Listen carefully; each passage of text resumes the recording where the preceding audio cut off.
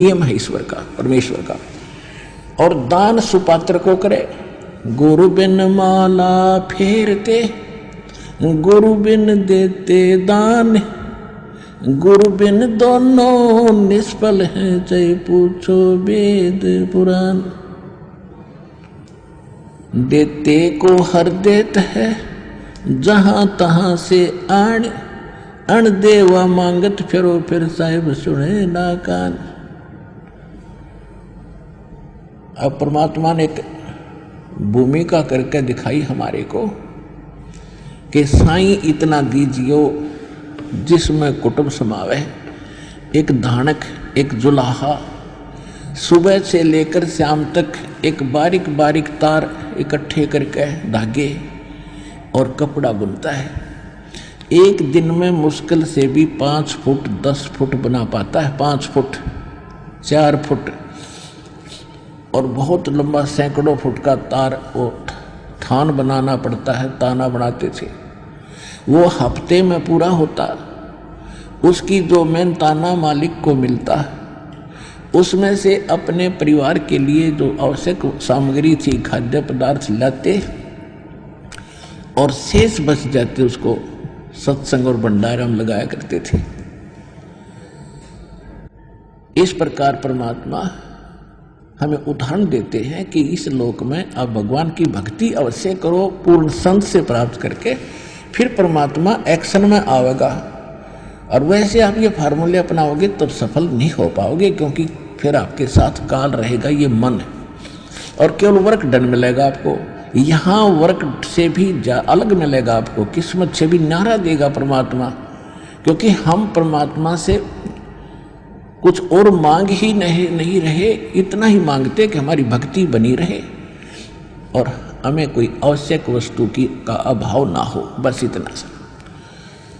अब जैसे ये सोचते हैं अपने बच्चों के लिए ये बना दूं, वो बना दूं। एक लाला जी था सेठ धनी, उसने अपने मुनीमों से एक दिन अपनी टोटल संपत्ति का, सारी संपत्ति का टोटल करवाया कि कितनी संपत्ति होगी। उन्होंने बताया जी इतनी होगी, मेरी कितनी पीढ़ी इससे निर्वाह कर सकती है।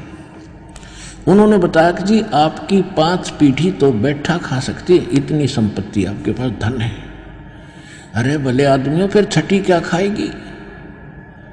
वो छठी क्या खाएगी? और कुछ विधि बताओ। तो उन्होंने कहा जी साधु संत बताते हैं, उनके सत्संग सुनने चाहिए। तो सत्संग में बताया गया कि भाई दान करे, जब धन चाहे तो दान करे, और दान से धन घना मिलता है। और दान में जैसे साधु संत भक्तों को जो दान कराया था वो ज़्यादा लाभ देता है। जैसे यहाँ तो सारे साधु संत आते हैं, भगत, असली भगत तो यहाँ आते। फिर भी जो भी जैसा मालिक के नाम पर कहीं के जंगलों में झोपड़ियों में बैठे थे साधु भक्त, तो पिछले संस्कारी होते, पिछले पुण्य उनको प्रेरित करते हैं, तो वो कहीं ना कहीं बैठ कर राम राम करते ही रहते हैं। लेकिन भविष्य का चार्जर उनके पास है नहीं, पिछले पुण्यों उनके पास हैं, जिस कारण से प्रेरित होकर के इतना बड़ा फैसला लिया, जंगल में बैठे या कहीं भी कोई साधना कर रहे हैं। तो उनके पिछले पुण्य ही वहाँ फल रहे होते हैं। एक आधे को आशीर्वाद दे दे, उन्हें लाभ हो जाए, उसको रोटी मिल जाए, ऐसा चल रहा था इनका काम। तो एक साधु था, ज्ञान था, भगत, और पति पत्नी थे दोनों, वहाँ रहते थे। उनको मालूम था यहाँ भगत हैं। तो उस लाला जी ने क्या किया, सेठ ने सभी मुंशियों को कहा कि नौकरों को साथ लो और आसपास जितने भी साधु संत हैं सबको आटा दे आओ, किसी को जो मांगे खांड दावल चाल सब ले जाओ और दे के आओ। अब देते हुए आ रहे थे, उस भगत के यहाँ आए। उन्होंने कहा कि ले भगत जी, हमारे लाला जी ने आपके लिए एक सीधा भेजा है, यानी आटा चावल खांड नमक आदि दाल आप ले लो। उसने अपनी पत्नी से कहा कि देखना कितना सामान अपने पास है। उसने कहा जी शाम का हमारे पास है।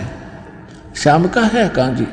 उन्होंने कह दिया भी हम नहीं लेते, हमारे पास श्याम का सामान है। तो वो कहने लगे रे भगत फिर कल भी खा लियो। बोला कल की कल देखी जाएगी, अब नहीं ले हम। बोले कमाल की बात है। उन्होंने नहीं लिया तो वापस लेकर आ गए। वो सेठ ने पूछा तुम दे के क्यों नहीं आए? वो एक और वहां भी था, उसने गिन रखे थे, सारे गिनवा रखे थे। उन्होंने कहा जी उन्होंने ये नहीं लिया। क्यों नहीं लिया? उसने ये कहा कि शाम का तो है, सुबह का भगवान और देगा, आप देगा, हम टेंशन नहीं लिया करते। अब उस लाला जी का सकरो घूमया फिर दिमाग का, अरे तेरा गजब हुई हो, मैं तो छठी पीढ़ी का ठेका ले रहा हूं, सुबह की भी परमात्मा पर छोड़ दी।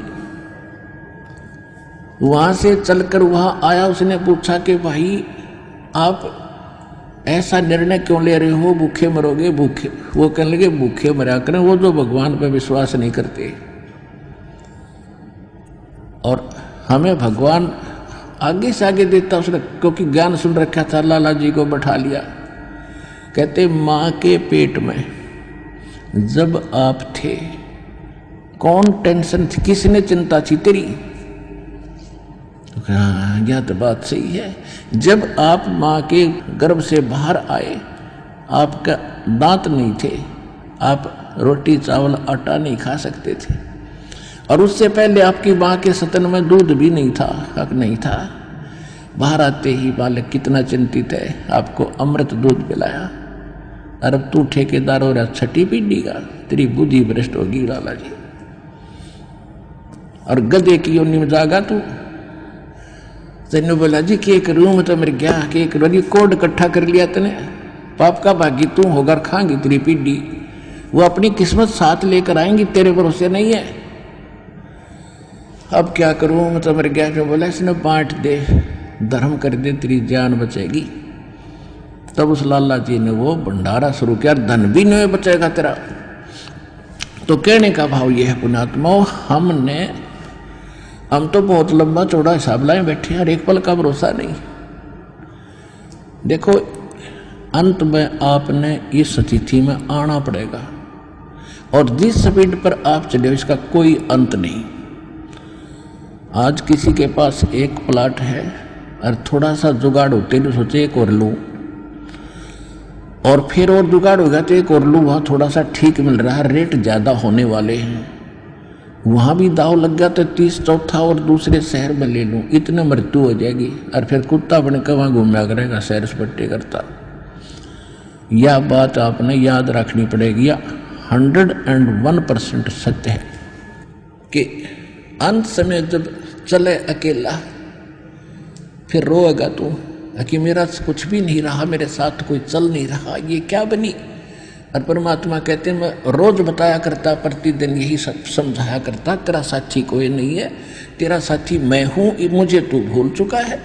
तेरा यहाँ भी जो संस्कार है बच्चों का, परिवार का, माता पिता भाई बहन पति पत्नी का, इसने भी मैं सेट करवाऊंगा, थोड़ा सुलझेड़ा करवाऊंगा, तुम्हारा इस संस्कार को ढंग से निमटवा दूंगा सबका जो मेरी शरण में आगे, और फिर सारा न मोक्ष कर दूंगा।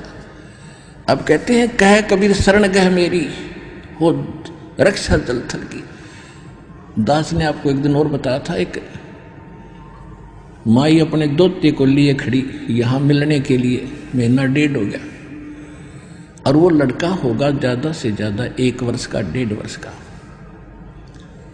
वो क्या बता रही थी कि एक बड़ा बाल्टी थी, उस बाल्टी में चढ़ गया, नो मतलब बच्चा चढ़ता चढ़ता भरी थी पानी बाल्टी की, मुंह गिर गया, और हम कहीं बातें कर रहे थे, काम कर रहे थे।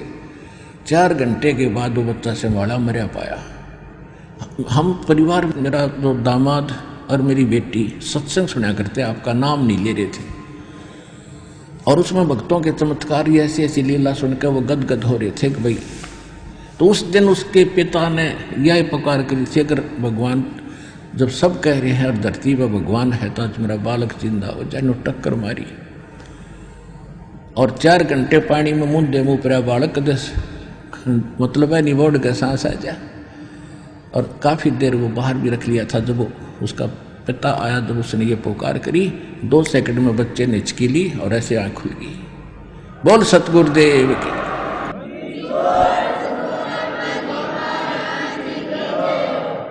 तो इस विषय में आज तत्वदर्शी संत ये रामपाल दास है, जिला हिसार, हरियाणा।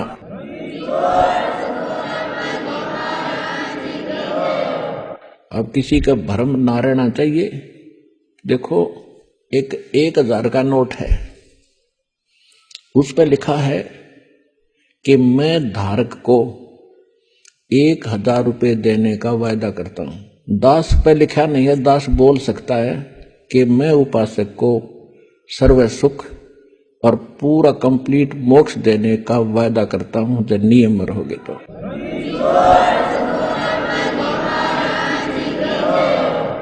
अब आपको वो तत्व ज्ञान और यथार्थ भक्ति और मंत्र समाधान मिला है, वो इस दास के पास है।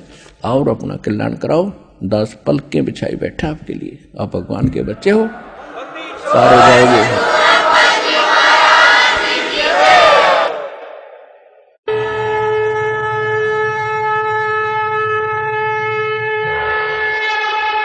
अब आप संत रामपाल जी महाराज के मंगल प्रवचन नीम टीवी चैनलों पर भी देख सकते हैं।